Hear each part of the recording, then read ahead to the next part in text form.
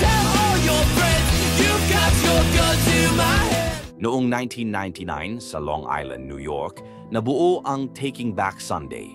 Isa lang silang grupo ng mga kabataang mahilig sa punk, hardcore at emo.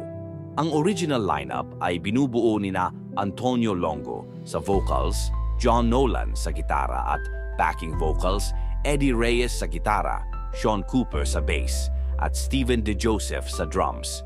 Pero noong 2001, nagbago ang lahat. Pumasok si Adam Lazara bilang bagong lead vocalist at dito na nagsimula ang pagkakakilanlan ng TBS na kilala natin ngayon. Sa kombinasyon ni Adam at John Nolan sa vocals, naging tatak ng banda ang call and response style. Parang dalawa silang nagtatalong sugatan sa iisang kanta. Ganyan ang emosyon ng Taking Back Sunday. Noong 2002, inilabas nila ang album na Tell All Your Friends.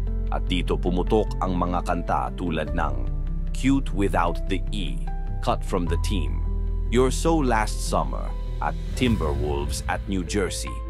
Ang lyrics nila ay parang diary ng isang taong naiwan, niloko, pero nagpipilit bumangon. At ang tunog nila ay kombinasyon ng emo, punk, at alternative rock na may kasamang pag-iyak at pagkabaliw sa gitna ng chorus. Ngunit hindi naging madali ang daan ng banda. Noong 2003, umalis sina John Nolan at Sean Cooper dahil sa personal at creative differences.